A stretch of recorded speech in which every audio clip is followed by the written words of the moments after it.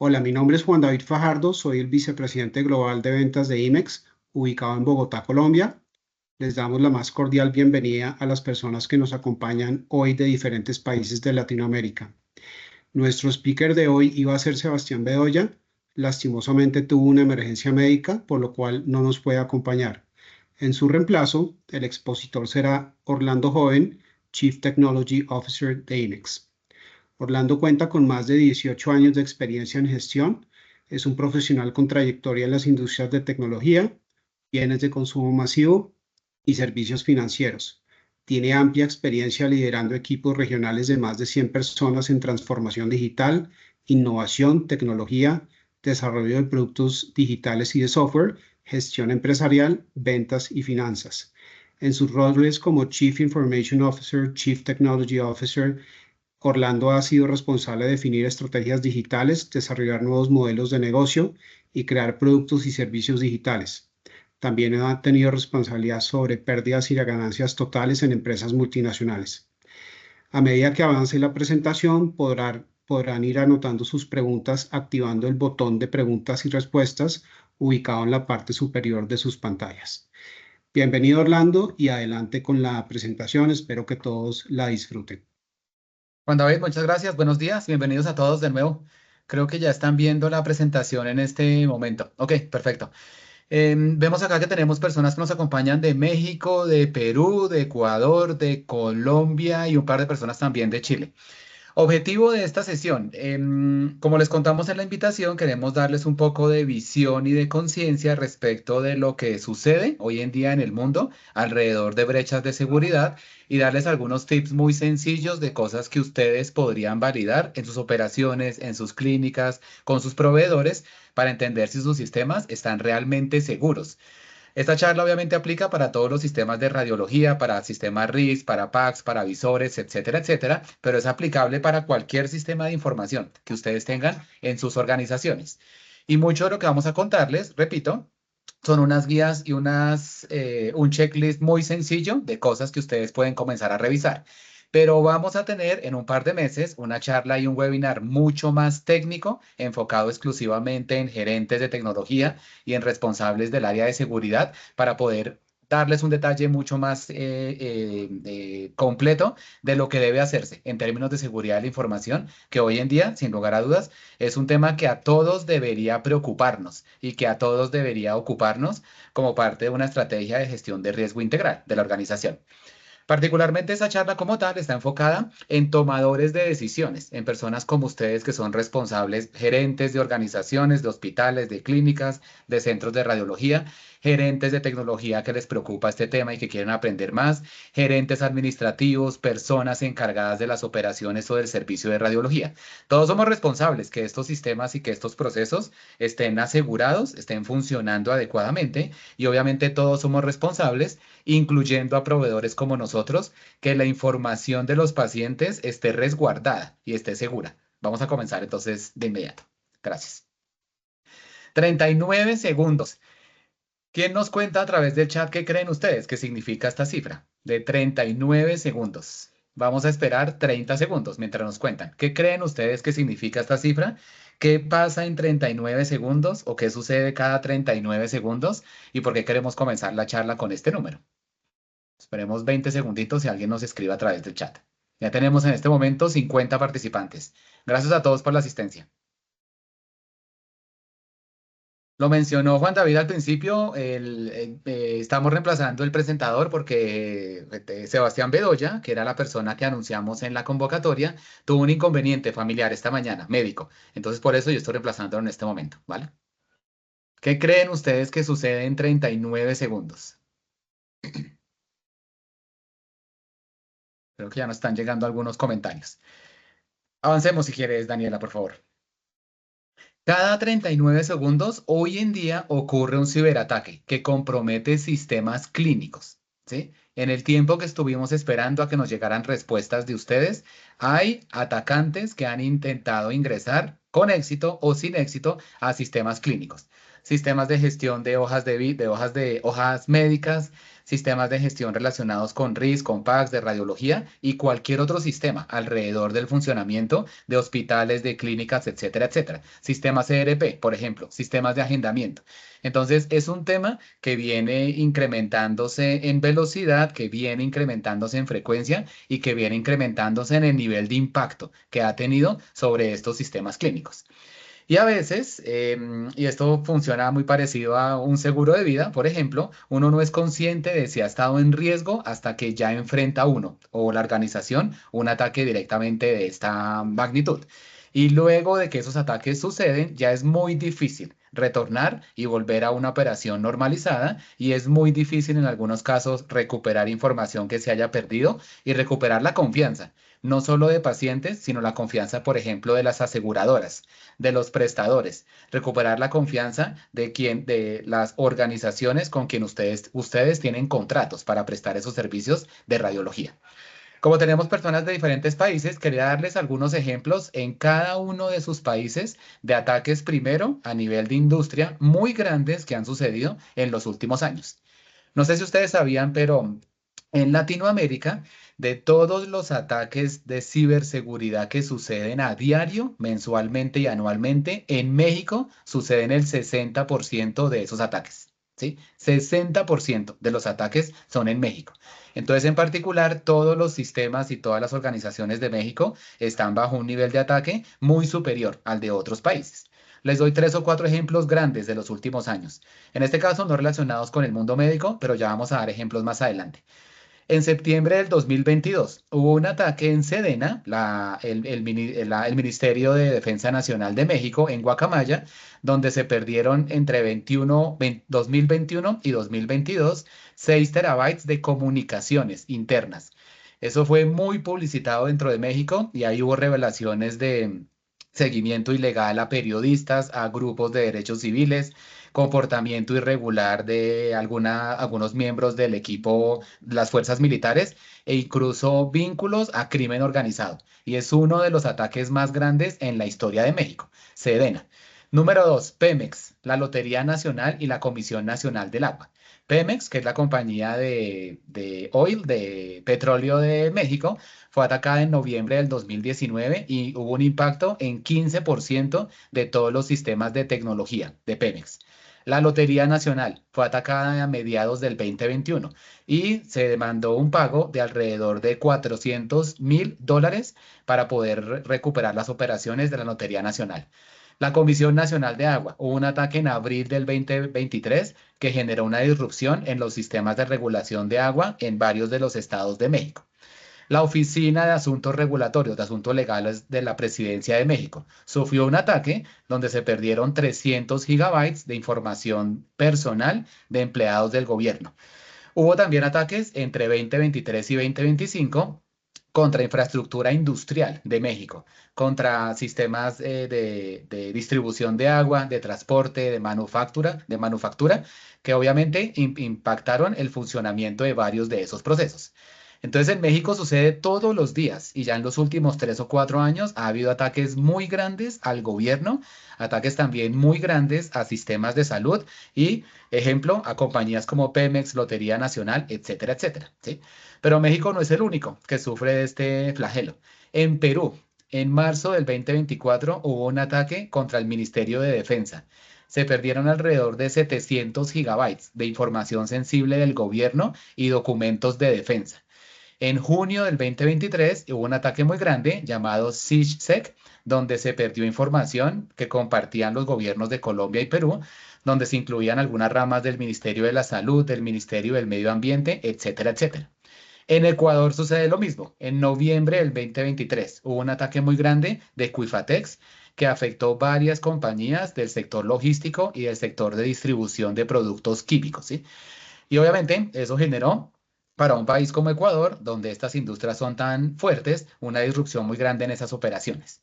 En Colombia en septiembre del 2023 hubo un ataque a IFX Networks, un proveedor de infraestructura muy grande del gobierno, donde 50 entidades colombianas tuvieron que suspender sus operaciones durante varias semanas. En 2022 hubo un ataque a varias agencias del gobierno colombiano, el DANE, el INVIMA, donde hubo para de las operaciones y se perdió información de los últimos 4 o 5 años. Y finalmente, en Chile, que no lo habíamos mencionado, pero tenemos también visitantes de Chile y su sede, han habido ataques particularmente en Red Alert en el año 2022, donde se perdieron 20 gigabytes de información, en Telecom Chile, donde se impactaron más de 4.000 organizaciones o clientes de Telecom por violación de información, y también un ataque en el ejército chileno, donde se perdió aproximadamente 30% de información, alrededor de unos 400.000 documentos, ¿sí? Todo esto es sin contar aún los ataques que ha habido en instituciones de salud, ¿ok? Pero entonces, ¿por qué queríamos mencionar estos ejemplos muy rápidamente? Esto es un flagelo que sucede en todos los países. México está muy sujeto a un continuo ataque en absolutamente todas las instituciones, pero no se salva ningún país y no se salva ninguna institución, por pequeña, mediana o grande que suceda, ¿vale? ¿Cómo creen ustedes que están preparados para esta situación? Avancemos, Daniela, gracias. ¿Cuáles son las brechas más comunes que existen hoy en día en sistemas radiológicos y que nosotros con el expertise que tenemos hemos podido identificar en los últimos años? Estas son unas brechas que ustedes deberían comenzar a evaluar internamente en sus organizaciones para entender si esto está sucediendo. Porque, repito, son muy comunes, son graves y típicamente son sencillas de solucionar. Número uno, accesos compartidos, sin tener trazabilidad. El ejemplo más sencillo que probablemente sucede en el día a día es que pueden ustedes tener dentro de su operación del área de radiología dos administradores de turno, y cada uno de esos administradores comparte su clave y comparte su contraseña. Ingresan al sistema de historia clínica con el mismo usuario y clave, ingresan al RIS con el mismo usuario y clave, ingresan al PACS con el mismo usuario y clave. Los tecnólogos comparten usuario y clave, por ejemplo, para ingresar a los equipos biomédicos o a los sistemas de RIS y PACS. Creo que eso sucede con frecuencia dentro de Latinoamérica. Lo hemos identificado muchas veces cuando trabajamos apoyando clientes, y esto es un riesgo grande de seguridad y un riesgo que evita que se pueda hacer trazabilidad, evita detectar inconvenientes a tiempo y que genera muchos inconvenientes. Primer punto que ustedes deberán estar validando para entender si esto sucede en su institución. Número dos, software desactualizado. En particular, cuando su institución tiene sistemas on-premise, en el cual ustedes son los dueños de los servidores, ustedes son los dueños de los principales sistemas. Todos los días hay documentación adicional de grandes proveedores de software, como Microsoft, como Apple, etcétera, etcétera, informando sobre nuevos parches o nuevas actualizaciones de software para evitar riesgos y para evitar ataques que ya están identificados. Si no hay un proceso y no hay un equipo de IT responsable al interior de sus organizaciones verificando que estos software estén actualizados, ahí hay un riesgo de seguridad que están viviendo ustedes en la actualidad. Validen eso con su equipo de IT, con la persona responsable de tecnología. Si hay una política de actualización de software y si el software que ustedes están utilizando, no solo el RIS y el PACS, sino por ejemplo el sistema operativo de los servidores que ustedes tienen o donde están colocando todos sus sistemas. Si el ERP, por ejemplo, y todos los componentes de la infraestructura de tecnología están actualizados. Número tres, perdón, también muy común que haya contraseñas por defecto, ¿sí? Entonces, típicamente se crean contraseñas, el famoso 1234 o el password que se escribe password, etcétera, etcétera, que utilizan desafortunadamente muchas veces también miembros de los equipos de IT para poder ingresar a diversos sistemas. Esto es algo sencillo de corregir. Es muy fácil crear una política al respecto, es muy fácil validar si está sucediendo, y esto genera una brecha de seguridad inmensa, ¿correcto? Cuarto punto que ustedes deberán estar revisando: si hay discos compartidos sin control. Discos compartidos significa, tengo yo, por ejemplo, un disco en mi servidor, bien sea en la nube o bien sea on-premise, donde diferentes personas almacenan información sin control. Diferentes sistemas almacenan información sin control. Esto abre una brecha de seguridad, primero, porque es fácilmente, se puede acceder a esa información de una forma fácil, y también por accidentes, accidentes en los cuales un operario del área de tecnología, una persona que administra, puede borrar información o puede dañar sistemas simplemente por accidente y luego recuperar esa información o restablecer esos sistemas. Es muy complejo, toma mucho tiempo y cuesta mucho dinero para una operación de radiología que tiene que estar funcionando típicamente 24/7.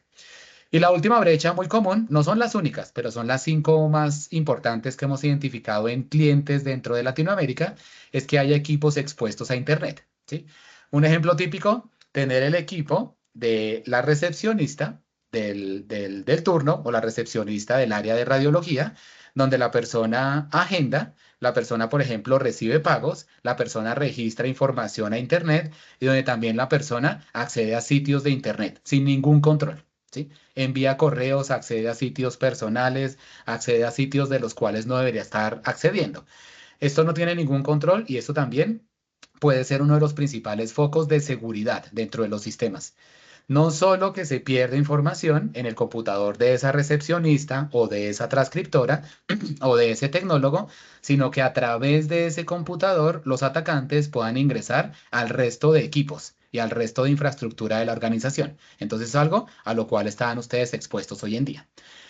Estos 5 ejemplos o brechas muy grandes, repito, les estábamos contando porque son típicas y las hemos encontrado recurrentemente en clientes que nosotros visitamos y clientes a los cuales les estamos dando asesoramiento en los últimos años para que puedan mejorar toda su estructura de seguridad, particularmente en el sector salud, que ha pasado en los últimos años. Les doy 2 ejemplos grandes. En México, el Instituto de Ojos. El Instituto de Ojos recibió un ataque reciente, hace apenas 3 meses, en marzo del 2025, que básicamente ese ataque se apoderó de todos los sistemas del Instituto de Ojos. No hay mucho detalle de lo que sucedió, pero el instituto se vio afectado y a la fecha no han podido restablecer adecuadamente todos sus sistemas. ¿Ok?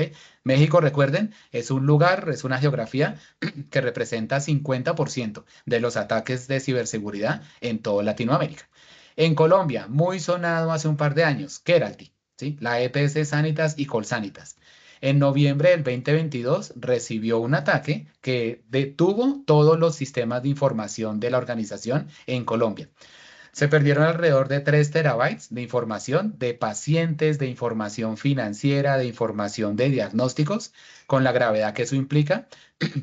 Hubo colas de atención para los pacientes de más de 3 meses por toda la disrupción que se generó en el sistema.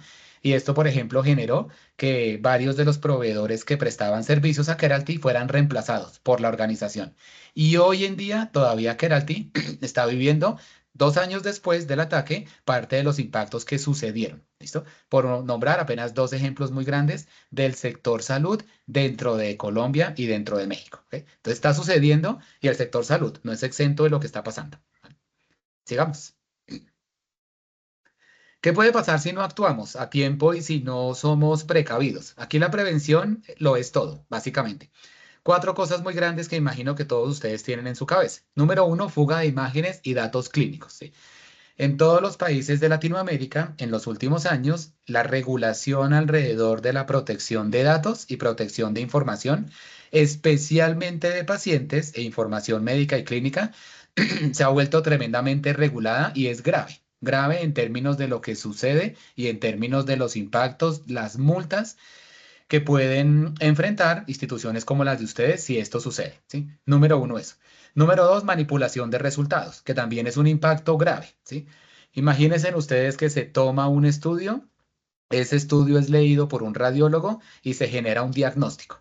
Y por una brecha de seguridad, ese diagnóstico es modificado, ¿sí? Los impactos que eso puede tener, no solo desde el punto de vista legal, desde el punto de vista reputacional, pero en el tratamiento y en la vida directamente de ese paciente. Eso puede suceder si no actuamos a tiempo para cerrar estas brechas. Obviamente, pérdida de confianza en el servicio, pérdida de confianza del lado de los pacientes, pero aún más grave, pérdida de confianza de las aseguradoras y de quienes los contratan a ustedes y contratan a sus organizaciones para prestar este tipo de servicios de lectura radiológica. Le pasó a Keralty. en el caso, le ha pasado a Instituto de Ojos en México y otras organizaciones que pierden contratos y que pierden facturación y que pierden volumen de estudios porque tienen y sufren un ataque de este estilo. Y finalmente, todo el riesgo legal y operativo. Nosotros hemos tenido en Latinoamérica en los últimos 3 años probablemente unos 6 o 7 casos de clientes que trabajaban con otros proveedores y que tuvieron ataques cibernéticos. Y esos clientes nos contactan muy urgidos y con una preocupación muy grande para poder restablecer su servicio. Y esos servicios típicamente, recuperarse de un ataque de seguridad de la información, dependiendo obviamente del nivel del ataque, puede tomar días o semanas enteras, ¿sí? Semanas en las cuales no se pueden agendar citas, semanas en las cuales no se pueden tomar estudios, semanas en las cuales no se pueden leer estudios y en las cuales tampoco se pueden entregar resultados. Entonces, es un tema difícil de recuperar en muchas situaciones. Y por eso es muy importante tener en cuenta ese riesgo operativo, sin mencionar el riesgo legal, que ya lo he enfatizado. ¿Ok? Sigamos. ¿Cuál es los principales impactos de no cumplir con las normas? Entonces, del lado de riesgo legal, multas por incumplimiento. En todos los países de Latinoamérica hay, por ejemplo, multas cuando hay violaciones a las leyes de protección de datos de pacientes. Hay un riesgo legal porque no hay trazabilidad, ¿sí? Si se pierde información, si hubo un ataque, si el ataque ingresó por un lugar en particular, por un computador en particular, o si hubo un ataque interno, ¿sí? Alguien dentro de la organización a propósito atacó a la organización, borró información para vengarse de que lo despidieron, etcétera, etcétera. No hay una trazabilidad adecuada, ¿sí? Entonces es muy difícil tomar acciones, es muy difícil entender quién hizo qué y es muy difícil remediar lo que está sucediendo. Y finalmente un riesgo legal porque pueden haber exposición de datos por error, ¿sí? Una persona se equivoca ingresando a un sistema, una persona se equivoca enviando un correo que no debería enviar y eso expone información. Sin ninguna malicia y sin ningún objetivo fraudulento, pero igual expone a la organización a un riesgo legal. Hay otro grupo grande de impactos que suceden y son impactos directamente en el servicio del funcionamiento del área de radiología. Número uno, el envío de informes sin cifrado, ¿sí? Muchos de los sistemas que hoy en día ustedes probablemente están utilizando en sus organizaciones no cifran los informes y esa información o el resultado de esos diagnósticos, si se presenta un ataque, se puede leer y se puede compartir y distribuir, ¿sí? Imagínense ustedes este escenario. Tienen ustedes miles de diagnósticos de lo que están ustedes leyendo y atendiendo a los pacientes. Hay un ataque y esos diagnósticos son publicados en Facebook con nombre propio de cada uno de los pacientes, con documentos de identidad. Pregúntense ustedes cómo se sentirían si toda la información médica de cada uno de ustedes, que es muy confidencial, es posteada públicamente en Facebook, en Instagram o en una red social, ¿sí? Esas son las amenazas que atacantes están haciendo cuando han sucedido este tipo de ataques. Y dado que la mayoría de organizaciones no están dispuestas a pagar sobornos, esa información es entregada públicamente, ¿sí? Imagínense en qué pasaría si la información de ustedes, de su familia, de sus hijos médica fuera publicada en redes sociales. Otro ejemplo es usuarios compartidos, que comparten actividad, no tienen usuario y clave diferente y no hay trazabilidad. Lo mencionamos antes, genera también un riesgo legal. Y servidores PACS típicamente es donde hemos visto el mayor riesgo, la mayor brecha de seguridad, que son accesibles vía Internet, ¿sí? Dentro del PACS, como ustedes saben, está toda la información crítica de imágenes, de información demográfica de los pacientes, etcétera, etcétera. Si esos servidores no están correctamente asegurados, hay una brecha de seguridad muy importante. ¿Qué debe hacerse en términos de medidas preventivas? Número uno, básico, cifrado de datos. Tanto los datos que están almacenados como los datos que se están moviendo entre diferentes sistemas. Auditoría y continua de accesos y de usuarios individuales. Y en la red que ustedes tengan internamente, asegurarse de que hay todos los componentes para tener seguridad, para entender que la red está segmentada y que los permisos y la información y los sistemas que pueden acceder a esa red están claramente identificados. ¿Ok? La seguridad no es algo opcional hoy en día y como les hemos comentado, la cantidad de ataques se han venido incrementando tanto en todas las industrias en Latinoamérica como en particular dentro de la industria médica. Y tiene impactos muy, muy importantes que a veces uno no puede aterrizar y cosas que uno debería estar revisando y evaluando, como las que les hemos contado, que a veces son sencillas de remediar y se pueden remediar de una forma fácil para prevenir. ¿Ok? Sigamos. Recomendaciones de nuestro lado. ¿Qué deben hacer los hospitales, las clínicas, las instituciones en general para estar protegidos y para comenzar a tener un nivel de protección inicialmente básico? Monitoreo continuo. ¿Sí? Pregúntense en ustedes si su área de tecnología tiene un sistema de monitoreo que permita identificar accesos, que permita identificar el estado de la red, que permita identificar sistemas, que permita identificar cambios dentro del funcionamiento de esos sistemas, que permita identificar cómo está funcionando la red, etcétera, etcétera. Eso es clave para que en caso de que esté sucediendo un ataque, la organización pueda reaccionar a tiempo y no se dé cuenta 2, 3, 4 días después de que el ataque fue exitoso, cuando ya sus sistemas no están funcionando, cuando no pueden operar y cuando ya la información fue secuestrada o se perdió definitivamente. Número dos, que existan múltiples capas de protección, ¿sí? A esto se refiere con que haya un nivel de protección, por ejemplo, a nivel de red, nivel de protección a nivel de las aplicaciones que ustedes utilizan, que los proveedores que usan especialmente de Risipax ofrezcan un nivel de protección adicional, etcétera, etcétera. Si hay diferentes capas, es más difícil que esos ataques sean exitosos. Si no hay ninguna capa o solo se está protegiendo un componente, de los sistemas y de la infraestructura que ustedes manejan, y ese componente es violado, obviamente ahí hay muy poco que pueda hacerse en términos de defensa y esos ataques van a ser muy exitosos y muy graves. ¿Ok? Tener siempre en cuenta el principio de menor privilegio. Las personas que operan, los sistemas que operan y que acceden a información deberían tener acceso únicamente a lo que necesitan. Y creo que eso también es muy común, ¿sí? Si tenemos, por ejemplo, un líder del turno en un centro de radiología, esa persona por lo general tiene acceso a todos los sistemas del centro. Tiene acceso al RIS, tiene acceso al PACS, tiene acceso al sistema de facturación probablemente, tiene acceso al sistema de BI, tiene acceso al sistema de agenda, tiene acceso al ERP y probablemente con capacidades de administrador. Eso es grave, porque puede generar que si el usuario y la clave de esa persona se pierden o son compartidos, el ataque tenga un nivel de impacto inmenso. Y finalmente, que haya evaluaciones de riesgo periódicas. ¿Sí? Pregúntese en esto. ¿Cuándo fue la última vez que ustedes en sus organizaciones hicieron una evaluación de riesgos de ciberseguridad? ¿Quién la hizo?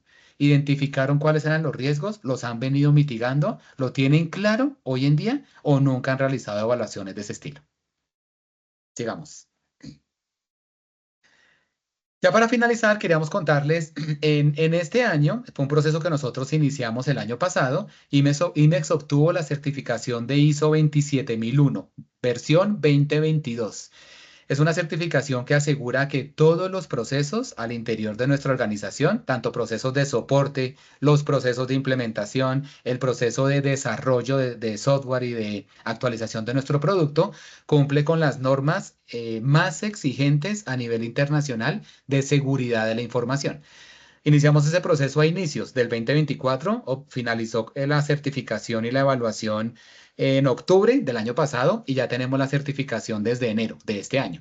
Esto es una certificación que, repito, asegura que cumplimos con todos los estándares de seguridad y que estamos preparados para poder apoyar a nuestros clientes si hay en el futuro cualquier ataque de ciberseguridad y que tenemos todos los controles en sitio. Y adicionalmente, tenemos un caso de éxito muy importante alrededor de esa norma con una organización en Colombia llamada Compensar. Compensar es una organización que presta servicios de salud y que tiene alrededor de 150.000 pacientes en el país. Presta servicios de radiología, servicios de medicina general, etcétera, etcétera. Es una organización muy completa en términos de su alcance. Son alrededor de 150.000 pacientes en una región de Colombia y tienen alrededor de 40 sedes diferentes dentro de la parte central del país.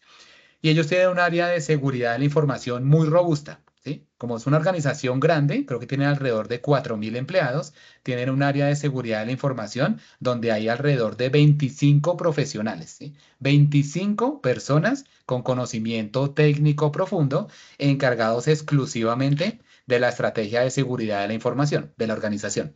Y estaban buscando un proveedor de Risipax.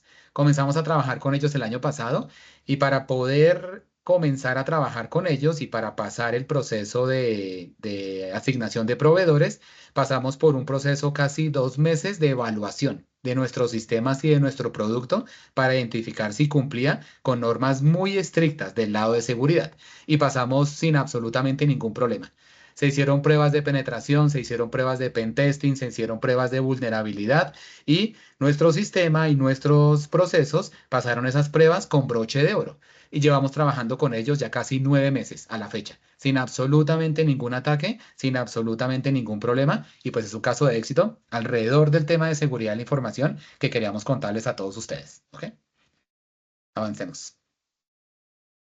4 recomendaciones grandes para que ustedes evalúen con su equipo de IT, con las personas encargadas, con sus proveedores, para comenzar a cerrar esas brechas. Número 1, hacer auditoría continua del sistema y de los sistemas que ustedes actualmente utilizan. Pregúntense si el sistema que ustedes utilizan de RISIPAX cumple con estos requerimientos, si tiene certificaciones de seguridad, si ustedes harían pruebas de penetración, pruebas de ataques, ¿qué pasaría con esos sistemas? Clasificar los riesgos que ustedes puedan identificar con esta auditoría, estar monitoreando continuamente qué sucede, monitoreando específicamente algunos síntomas de posibles eventos críticos y comenzar a definir medidas según la prioridad. Muy importante, lo mínimo que deberían tener ustedes, que no tiene nada que ver con tecnología y no tiene nada que ver con inversión, es un proceso claro de qué hacer si están sufriendo un ataque. ¿Quién debería informar? ¿Quién debería tomar acciones? ¿Quién debería hacer qué? Que les permite, en caso de que suceda, poder actuar de una forma más eficiente antes de que las consecuencias probablemente ya sean irreversibles. ¿Vale? Recuerden que pueden enviarnos sus preguntas y respuestas a través de la herramienta de preguntas y al final estaríamos solucionándolas todas. ¿Ok? Estrategias básicas que ustedes pueden implementar desde el día de hoy, muy enfocadas desde el punto de vista técnico, habilitar todos los sistemas que tengan con doble autenticación, ¿sí? El ejemplo más sencillo es el correo. Todas las organizaciones que existen hoy en día en Latinoamérica, sin importar si son del sector salud o no, usan un correo. Usan Google, usan Gmail, usan Outlook, usan cualquier otro proveedor de correo. Ustedes deberían tener segundo factor de autenticación para poder ingresar a esos correos, para todas las personas de la organización. Si no tienen ese segundo factor de autenticación, que es sencillo de habilitar y que es gratis de habilitar, ahí están ya sufriendo una brecha de seguridad importante, ¿sí? Muchos de los colaboradores de las organizaciones tienen su correo configurado en su celular. El celular se pierde y cualquier persona que lo encuentre encuentra esa información. Las personas van a trabajar a un café, dejan el computador abierto y ahí pueden estar perdiendo información. Les roban el computador es accedido y pierden toda la información de correos. Muchas personas tienen en sus correos usuarios, claves, información sensible de documentos, información legal, información financiera. Hay organizaciones pequeñas que envían el resultado de los diagnósticos y las imágenes vía correo a los pacientes. Si ese correo no está protegido con doble autenticación, no solo el correo, sino los demás sistemas, hay un riesgo de seguridad grande, que repito, puede ser curado muy fácilmente y de forma gratuita. Número 2, tener registros y control de acceso. Entender quiénes tienen acceso a qué sistemas, entender cuál es la política alrededor de esos accesos, entender si hay renovación de claves periódica, cuáles son las condiciones de esas claves. Controlar esto también es sencillo, por lo general, y es gratis, por lo general. Muchos de los sistemas ya tienen formas de controlar esto de una forma automática. Tener un monitoreo para poder tener alertas ante comportamientos inusuales y también un proceso de actualizaciones regulares de sistemas operativos, de los sistemas de red, los equipos de red, de los propios sistemas que ustedes utilizan, el ERP, el GIS, el PAX, el RIS, etcétera, etcétera. Estos 4 pasos se pueden implementar de inmediato, por lo general son sencillos de implementar y por lo general no cuesta dinero implementarlos y les ayuda a comenzar a crear una capa inicial de protección ante estos ataques. ¿Vale? ¿Sigamos? Perfecto. Ya estamos finalizando. Por favor, envíennos sus preguntas. Les habíamos contado en la invitación que tenemos una sorpresa para los asistentes a esta sesión. Antes de contarles cuál es la sorpresa, aprovecho para presentarles a Robert Velosa. Robert Velosa es líder de seguridad de la información dentro de nuestra organización, dentro de IBEX. Es una persona que cuenta con certificación como auditor de ISO 27001. Tiene también conocimiento en SOC, tiene conocimiento en HIPAA, tiene conocimiento en las principales metodologías de seguridad de la información y tiene más de 15 años de experiencia ayudando a organizaciones para mejorar su estrategia de seguridad de la información, dando auditorías al respecto de este tema y es la persona que nos viene acompañando desde hace varios meses en la organización y una de las personas que lideró el proceso de ISO 27001. Sigamos. ¿Por qué le estamos contando sobre Robert? Por favor, escaneen este código QR y estamos ofreciendo 10 asesorías gratis personalizadas para su organización, ¿sí? Una asesoría donde uno de nuestros expertos de producto, junto con nuestro líder de seguridad de la información, se sienta con ustedes y les ayuda a hacer un diagnóstico de cómo están ustedes en su organización respecto del tema de seguridad de la información, de ciberseguridad. Un diagnóstico, repito, gratuito, 10 asesorías gratuitas para los asistentes y donde ustedes pueden tener una evaluación de cómo están, de qué deberían atacar, de cuáles son los temas donde probablemente tienen más riesgos y algunas recomendaciones del lado nuestro para estar asegurando esos sistemas y mitigar los riesgos que hoy en día están enfrentando. Por favor, lean el código QR para inscribirse a esas 10 asesorías. Repito, son asesorías con un experto en seguridad de la información, una persona que tiene más de 15 años de experiencia en el rubro, una persona que es auditor certificado de ISO 27001 y con el cual ustedes pueden tener estas asesorías. Y Robert es la persona que va a estar dictando uno de los próximos webinars en 2 o 3 meses muy técnico sobre el tema de ciberseguridad y de protección ante ataques y disrupciones de seguridad de la información, ¿vale? Los invitamos a que lean el código QR para que puedan recibir esa asesoría completamente gratuita y personalizada, ¿vale?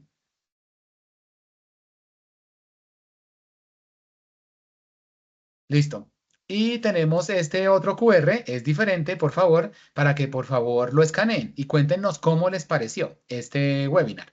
¿Qué otros temas les gustaría ver en el futuro? En ese tema en particular, ¿en qué más les gustaría que profundizáramos? ¿Qué comentarios tienen? ¿En qué podemos mejorar? Por favor, comentarios de todos ustedes, súper bienvenidos, ¿vale? Ah, veo un montón de preguntas, si no las había visto, perdón. Ya las comenzamos a atender. Em,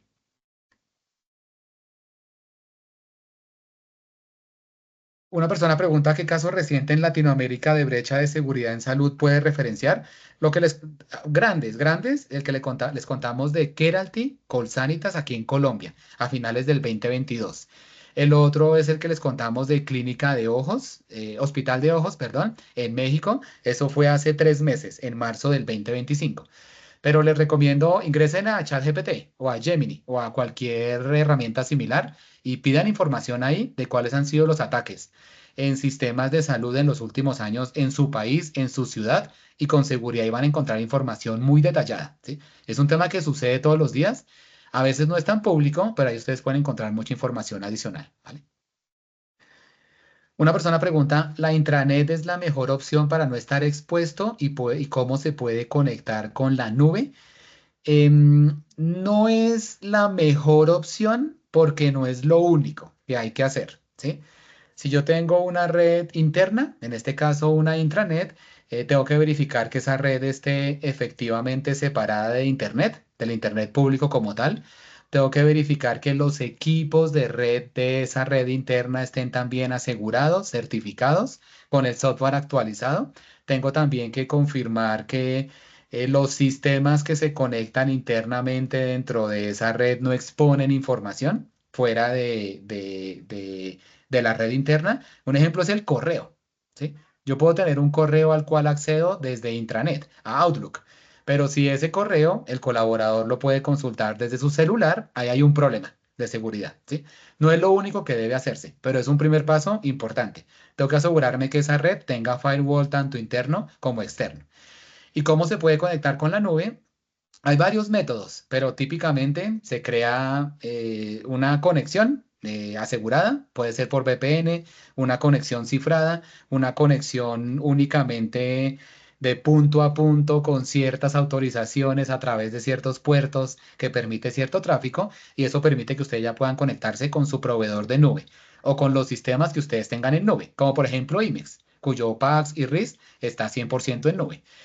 Nosotros tenemos hoy en día cientos de implementaciones relacionadas con clientes que tienen tanto infraestructura on-premise como infraestructura en la nube y no hemos tenido absolutamente ningún ataque de ciberseguridad en esos sistemas. Entonces, es un tema que simplemente requiere de planeación y de conocimiento técnico para que no haya ninguna exposición, ¿vale? ¿Cuáles pueden ser las multas y quién las impone? Depende del país, ¿sí? Hoy en día hay multas, la regulación de protección de datos y de protección de datos médicos en todos los países de Latinoamérica ha venido avanzando, se parece cada vez más a HIPAA y a GDPR en Europa. Entonces exige que las organizaciones que son custodias de esa información protejan esa información y tengan sistemas y demanda que esas organizaciones sufran consecuencias cuando hay pérdida de información o exposición de información. Las multas varían, no tenemos el detalle, pero por casos que hemos tenido en México y en México sé que hay multas que comienzan desde los $15.000 por pérdida de un dato de un paciente o por exposición de un dato. Y en Colombia hay casos en los cuales las multas han sido alrededor de 50, $100.000 por exposición de información, no solo de compañías del sector médico. Entonces son multas considerables, considerables, dependiendo obviamente del tamaño de la organización, pero nunca son pequeñas, sería el mensaje que podría transmitirles. ¿Ok? ¿Cómo aplica el principio de menor privilegio en un software de radiología? Varias formas. Número uno, a nivel de usuarios, ¿sí? Un RIS y un PACS típicamente no debería tener un usuario administrador con 100% de acceso a todo, ¿sí? Entonces no debería haber un usuario administrador que tenga 100% de acceso a todos los módulos, 100% de acceso también al RIS, 100% de acceso al PACS. Debería haber segmentación del usuario.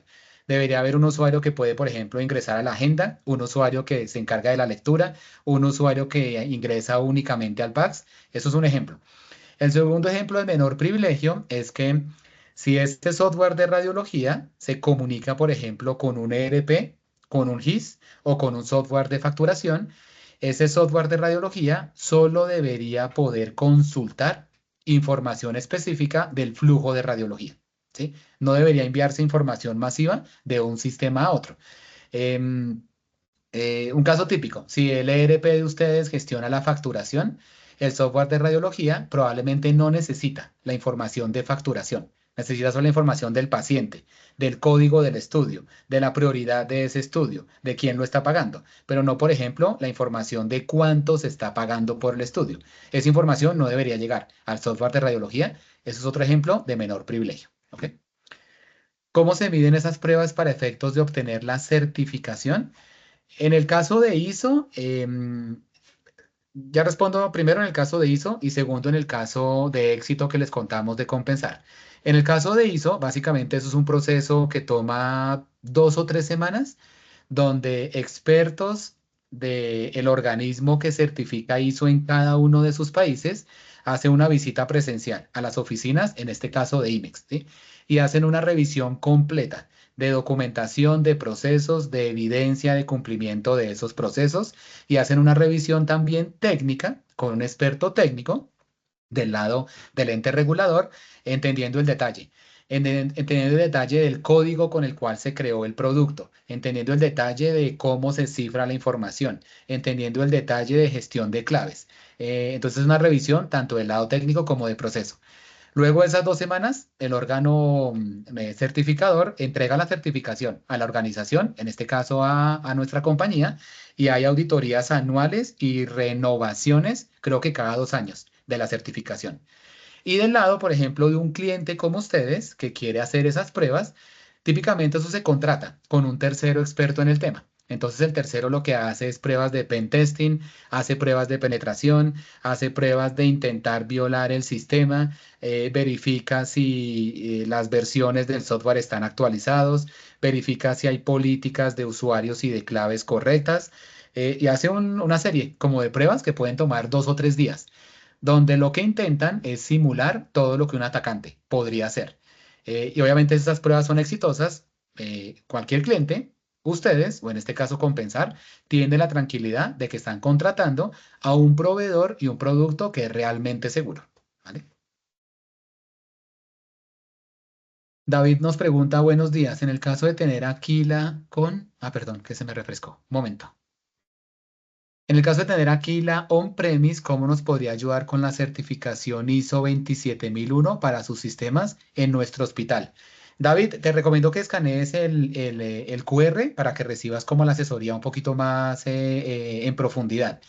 Hay que ver el caso como en particular. Hay muchas cosas que nosotros podemos diagnosticar de controles que ustedes deben mejorar en su infraestructura interna. Lo básico, el tema de las claves, que no se compartan claves, que las claves sean fuertes, que las claves se venzan periódicamente, que haya segundo factor de autenticación. Y en nuestros productos como tal, que haya tanto protección de red como protección de acceso a esos sistemas. Te recomiendo que pidas como la asesoría, ahí te podemos dar un poco más de detalle. ¿Listo? Cuando se hace la certificación de ISO 27001 y si ustedes quieren certificar a su organización, eso es mucho más amplio que certificar únicamente el sistema de RIS y PACS. Nosotros podemos ayudarles con la certificación de esa parte de su proceso, pero es un tema mucho más amplio que nosotros no tenemos alcance. ¿Vale? ¿Tienes casos o referencias de ataque a hospitales o clínicas en Perú? No tengo a la mano, pero estoy seguro que ha habido. Un segundo que aquí tenemos una tabla que nos ayudó creando el equipo de... Sí, les cuento uno. El Hospital José Argurto Tello de Chosica. ¿Sí? Ese ataque sucedió hace un mes, hace 4 semanas. La fecha reportada es el junio 2 del 2025. Todavía no hay información reportada del hospital de cantidad de información que se perdió ni cuántos pacientes fueron afectados, pero esto ya se volvió público. Hospital José Agurto Tello de Chosica. ¿Listo? En particular. Usar VPN para los equipos es una buena opción de seguridad para los equipos. Hoy en día no, ¿sí? La VPN era un medio de seguridad muy utilizado, probablemente hace 5 o 10 años, y era una buena protección.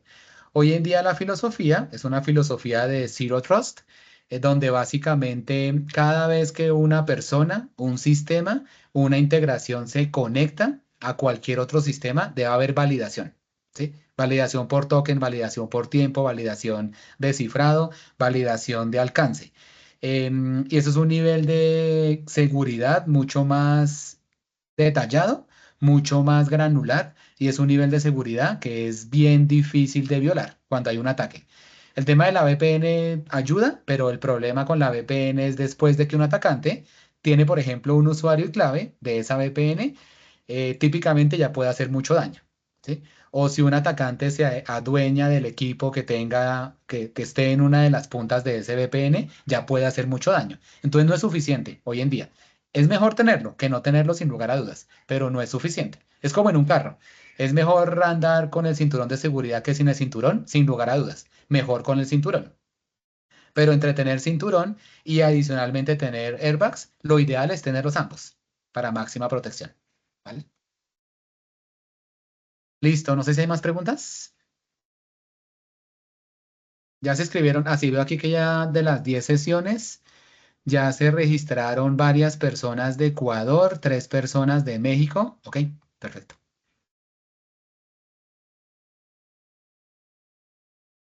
Listo. No sé si hay alguna otra pregunta, entonces vamos si quieren cerrando. Recuerden que estamos realizando estos webinars de diferentes temas frecuentemente, probablemente una vez al mes, un par de veces cada mes, con diferentes temas, para que estén muy pendientes de las comunicaciones que enviamos y puedan participar. Y si este tema en particular les parece interesante y quieren profundizar desde el punto de vista técnico, vamos a tener en 2 o 3 meses un webinar dictado por nuestro líder de seguridad de la información muy enfocado en equipos técnicos, en el área de IT, en el gerente de IT, en todas las personas de tecnología o de seguridad de la información de sus organizaciones.